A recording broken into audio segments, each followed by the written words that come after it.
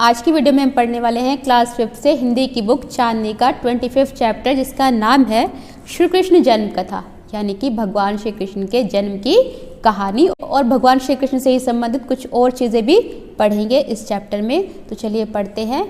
आज से हजारों साल पहले मथुरा में कंस नामक एक राजा राज्य करता था। सुना होगा आप लोगों ने। तो बहुत ही अत्याचारी था वो, अपनी प्रजा के ऊपर बहुत ज्यादा अत्याचार किया करता था, बहुत बुरा व्यवहार करता था अपनी प्रजा के साथ। वह अपने पिता उग्रसेन को बंदी बनाकर स्वयं सिंहासन पर बैठ गया। और तो और कंस ने क्या किया, अपने ही पिता उग्रसेन को बंदी बना दिया और बंदी बनाकर खुद राजा बन बैठा। तो इतना अत्याचारी था। कंस की एक चचेरी बहन थी, ये भी आप जानते होंगे। कंस की एक चचेरी बहन थी जिनका नाम था देवकी, जो कि भगवान श्री कृष्ण की माँ थी, जिन्होंने उनको जन्म दिया था। तो कंस उसे बहुत प्यार करता था। अपनी बहन देवकी को कंस बहुत ज़्यादा प्यार करता था और उसने अपनी बहन देवकी का विवाह अपने परम मित्र वासुदेव के साथ किया। किसके साथ किया? वासुदेव के साथ, जो कि कंस का परम मित्र था, बहुत अच्छा मित्र था। और वासुदेव कौन? वासुदेव भगवान श्री कृष्ण के पिता। जब कंस देवकी को विदा करने जा रहा था, तब आकाशवाणी हुई कि हे कंस, जिस देवकी को तुम इतने स्नेहपूर्वक विदा कर रहे हो, उसकी होने वाली 8वीं संतान तुम्हारा विनाश कर देगी। और विवाह करने के बाद जब वो उसको विदा करने लगा वासुदेव के साथ, तभी आकाशवाणी होती है, एक आवाज़ आती है कि जिस देवकी को तुम इतने प्यार से शादी करके विदा कर रहे हो अपने प्रिय मित्र वासुदेव के साथ, की होने वाली जो 8वीं संतान है ना, अंत का कारण बनेगा, तुम्हारा वध वही करेगा। अब ये आप जानते ही होंगे कि देवकी की 8वीं संतान कौन? भगवान श्री कृष्ण। ये सुनते ही कंस ने देवकी और वासुदेव को कारागार में डाल दिया। अब जैसे ही ये आकाशवाणी कंस ने सुनी ना, तो वो डर गया बहुत अंदर से, और उसने क्या किया, देवकी और वासुदेव को उसी समय कारागार में डाल दिया, बंदी बना लिया। भाद्रपद कृष्ण पक्ष अष्टमी के पवित्र दिवस के समय देवकी ने 8वें पुत्र को जन्म दिया, जो कि कौन थे? जो कि कोई और नहीं, भगवान श्री कृष्ण ही थे, जिन्होंने वध किया था अत्याचारी कंस का। तो भगवान की कृपा से जेल के ताले और फाटक खुल गए। अब जैसे ही भगवान श्री कृष्ण का जन्म हुआ ना, तो चमत्कारिक रूप से जो दरवाजे बंद थे, जो कारागार बंद था, देवकी और वासुदेव को रखा गया था, चमत्कारिक रूप से कृष्ण भगवान का जन्म होते ही सारे के सारे दरवाजे कारागार के एक के बाद एक करके खुलने लगे। तो घनघोर वर्षा हो रही थी। ये टीवी पर आपने देखा होगा कृष्ण लीला में। तो उस टाइम पर क्या हुआ था, बहुत जोरों से बारिश हुई थी, काले बादल चारों ओर छा गए थे। और जैसा कि आपने पढ़ा कि जेल के सभी दरवाजे एक एक करके अपने आप खुल गए थे। और उस टाइम पर क्या हुआ कि जो सारे पहरेदार थे ना, वो सब के सब गहरी नींद में सो गए। तो वासुदेव ने श्री कृष्ण को गोद में उठाया और यमुना नदी पार करते हुए गोकुल में नंद बाबा के घर पहुंच गए। अब जैसे ही भगवान श्री कृष्ण का जन्म हुआ ना, तो उनके पिता यानी कि वासुदेव को ये डर हो गया, ये भय सताने लगा कि अगर कंस को पता चला तो वो क्या करेगा, वो उनकी सभी संतानों की तरह भगवान श्री कृष्ण को भी मार डालेगा। तो इसीलिए उनको बचाने के लिए वो रात को ही भगवान श्री कृष्ण को एक टोकरी में डालते हैं और टोकरी में डालकर नंद बाबा के घर ले जाते हैं। तो भगवान श्री कृष्ण को कंस से बचाने के लिए उन्होंने क्या किया, गोद में उठाया भगवान श्री कृष्ण को और यमुना नदी पार करते हुए सर पर उनको रखा एक टोकरी के अंदर, और गोकुल में नंद बाबा के यहाँ भगवान श्री कृष्ण को लेकर पहुंच गए। और वहां पर श्री कृष्ण को उन्होंने नंद बाबा की पत्नी को सौंप दिया, जैसा कि आप लोगों ने देखा होगा टीवी सीरियल्स में कृष्ण लीला में। जिस समय पर भगवान श्री कृष्ण का जन्म हुआ था, कुछ उसी समय पर नंद बाबा के यहाँ एक कन्या का जन्म हुआ था, एक लड़की का जन्म हुआ था। तो वासुदेव ने क्या किया, वासुदेव उनकी कन्या को ले आए और श्री कृष्ण को वहां पर उस कन्या की जगह रख आए नंद बाबा की पत्नी के पास। तो कंस को जैसे ही पता चला कि देवकी ने संतान को जन्म दिया है, वो जेल में आ गया। तो जैसे ही कंस को ये पता चला कि उसकी बहन देवकी ने भगवान श्री कृष्ण यानी कि 8वीं संतान को जन्म दे दिया है, तो तुरंत वो वहां पर पहुंच जाते हैं। किस लिए? क्योंकि भविष्यवाणी हुई थी कि 8वीं संतान जो है वो उसके अंत का कारण बनेगी। तो इसीलिए वो तुरंत पहुंच जाता है जेल में। अब उसने कन्या को जैसे ही उठाया ना, और उठाकर पत्थर पर पटकना चाहा, वो हाथ से छूटकर आकाश में चली गई और बोली कि अगर तुम ये सोच रहे हो कि मुझे मारने से तुम बच जाओगे, तो तुम्हें मारने वाला तो गोकुल में पैदा हो चुका है। कुछ इस तरह की भविष्यवाणी हुई। ओके जी। तो कंस घबरा गया बहुत जब ये सुना उसने। कंस ने भगवान श्री कृष्ण को मारने की अनेक प्रयास किए, कोशिशें की काफी, मगर वह सफल नहीं हो सका। ये आप देख सकते हो कृष्ण लीला में, अगर नहीं देखी है तो। अंत में श्री कृष्ण ने ही कंस का वध करके समाज को उनके अत्याचारों से मुक्त कराया। ये आप कृष्ण लीला में देख ही चुके होंगे कि किस तरीके से भगवान श्री कृष्ण ने कंस का वध किया था और उसके अत्याचारों से समाज को उस टाइम पर मुक्ति दिलाई थी। भगवान श्री कृष्ण की सुदामा के साथ मित्रता के बारे में तो सभी लोगों ने सुना हुआ है ना।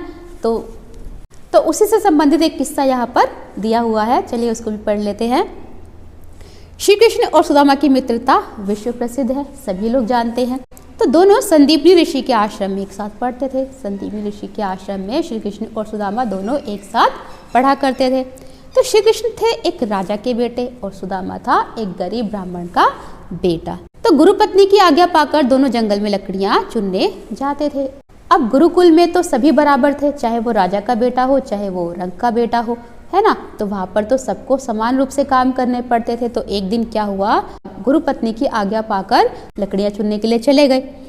तो एक बार क्या हुआ, गुरुपत्नी जो थी उन्होंने दोनों के लिए चने बांध कर दिए कि वो जंगल में जाएंगे लकड़ियां चुनने के लिए, तो वहां पर जब उनको भूख लगेगी तो वो इसको खा लेंगे। लेकिन क्या हुआ कि सुदामा जो था उसने चीटिंग की और वो अकेले ही सारे के सारे चने खा गया। ठीक है, ये किस्सा भी आप देख सकते हो कृष्ण लीला में। बहुत ही मज़ेदार सा इंटरेस्टिंग सा किस्सा है ये। तो श्री कृष्ण जो थे इससे भूखे ही रह गए। उनके हिस्से के जो चने दिए थे गुरुपत्नी ने वो अकेले ही सुदामा खा गया और उनसे झूठ बोल दिया। अब श्री कृष्ण को इस बारे में पता भी चल गया कि सुदामा ने वो अकेले ही खा लिए सारे के सारे चने। उसके बावजूद उनकी मित्रता इतनी गहरी थी कि कुछ भी नहीं कहा श्री कृष्ण ने सुदामा को। ठीक है, छोटी छोटी जो बातें उनके बीच में हुआ करती थी वो कभी भी झगड़े का विवाद का कारण नहीं बना करती थी। दोनों के बीच में इतनी अच्छी मित्रता थी, ये जग जाहिर है। जब उनकी शिक्षा पूरी हो गई तो जैसा कि नॉर्मली होता है वो दोनों अपने अपने घर आ गए अपने गुरु का आशीर्वाद लेकर। तो श्री कृष्ण जो थे वो द्वारका के राजा बन गए और जो सुदामा थे वो काफ़ी गरीब थे। तो उनका विवाह हुआ। पत्नी बहुत ही सुशील थी, गुणवान थी, समस्त श्रेष्ठ गुणों की कोश थी। कहने का मतलब उसके अंदर सभी गुण थे जो कि एक अच्छी पत्नी के अंदर होने चाहिए। फिर भी दरिद्रता उसे यदा कदा परेशान कर देती थी। अब हर तरह से वो सुदामा का साथ देती थी, लेकिन उसके बावजूद भी जो गरीबी थी ना, सुदामा की पत्नी को बहुत ज़्यादा अंदर से परेशान कर देती थी। इसीलिए उसे कभी कभी सुदामा पर गुस्सा भी आ जाता था। तो एक दिन बातों बातों में ही सुदामा ने अपनी पत्नी से कहा कि द्वारिका के राजा श्री कृष्ण मेरे बहुत ही अच्छे दोस्त रहे हैं। तो गुरु जी के आश्रम की अनेक घटनाओं का जिक्र भी किया। जब वो एक साथ पढ़ा करते थे आश्रम में तो उस टाइम की घटनाएं, अपने बचपन से संबंधित घटनाएं, जो भी खेल कूद उन्होंने किए, जो भी शरारतें उन दोनों ने की साथ में, भगवान श्री कृष्ण और सुदामा ने, वो सारी की सारी घटनाएं जो थी उन्होंने अपनी पत्नी के सामने बताई। जब उन्होंने इन सारी बातों के बारे में सुना तो उसको पता चल गया कि उनके इतने गहरे मित्र द्वारका के राजा हैं और वो इतना गरीबी और परेशानी वाला जीवन जी रहे हैं। तो सुदामा की जो पत्नी थी ना, जब उसने ये सारी बातें सुनी तो वो आग्रह करने लगी सुदामा से कि आप जाए और जाकर अपने मित्र से थोड़ा हेल्प मांगे ताकि वो हमारी थोड़ी बहुत मदद कर दे। सुदामा ने पत्नी से कहा कि पगली, श्री कृष्ण अब राजा है, वो मुझे पहचानेंगे नहीं। सुदामा ने जब ये सुना कि उसकी पत्नी बहुत ज़्यादा आग्रह कर रही है तो उसने कहा कि वो समय बचपन का था जब हम दोस्त, ये सारी चीज़ें हुई साथ में, लेकिन अब तो वो द्वारिका के राजा है, अब तो वो पहचानेंगे भी नहीं मुझे। तो उनकी पत्नी काफ़ी समझदार थी। पत्नी ने कहा कि जो अच्छा मित्र होता है वो अपने दोस्त को कभी भी नहीं भूलता और हर मुसीबत में वो अपने मित्र का साथ देता है।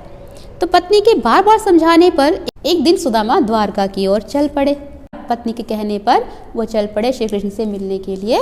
नंगे पैर, उबड़ खाबड़ मार्ग को पार कर बड़ी परेशानियां झेलते हुए, और उबड़ खाबड़ पथरीला रास्ता था, नंगे पैर कंकड़ पत्थर से होकर गुजरते हुए बड़ी गर्मी में वो पहुंच जाते हैं द्वारका किसी तरीके से। और महल के दरवाजे पर सुदामा ने द्वारपाल को अपना परिचय दिया और द्वारपाल ने महाराज श्री कृष्ण से कहा कि द्वार पर एक दीनहीन ब्राह्मण खड़ा हुआ है द्वार पर और वो अपने आप को आपका मित्र बता रहा है, और साथ ही साथ ये भी कहा कि वो अपना नाम सुदामा बता रहा है। तो जैसे ही श्री कृष्ण ने सुदामा का नाम सुना ना, वो नंगे पैर सुदामा का स्वागत करने के लिए, उनको लाने के लिए आदर सहित दौड़ पड़े और सुदामा को हृदय से लगा लिया। इतने बड़े राजा थे, उसके बावजूद भी ये बड़ी बात थी कि वो अपने दोस्त से मिलने के लिए खुद चल के गए। तो उन्हें राजमहल में लाए और आंसुओं से ही सुदामा के पैर धो दिए। ये भी आपने कृष्ण लीला में देखा होगा। तो सुदामा बहुत दिनों तक श्री कृष्ण के पास रहे। तो श्री कृष्ण ने सुदामा के बिना बताए उनके गांव में झोपड़ी के स्थान पर एक महल बनवा दिया और सुदामा जब अपने गांव पहुंचे तो झोपड़ी के स्थान पर महल पाकर बहुत ही खुश वो हो गए। उनको अंदाज़ा नहीं था कि कुछ ऐसा उनको मिलेगा। ओके, तो सुदामा ने अपनी पत्नी से कहा श्री कृष्ण ने सच्ची मित्रता निभाई है। तो ये किस्सा था कुछ सुदामा और श्री कृष्ण की मित्रता का। तो मिलते हैं नेक्स्ट वीडियो में नेक्स्ट टॉपिक के साथ। Till then bye, take care, have a nice day, thank you for watching.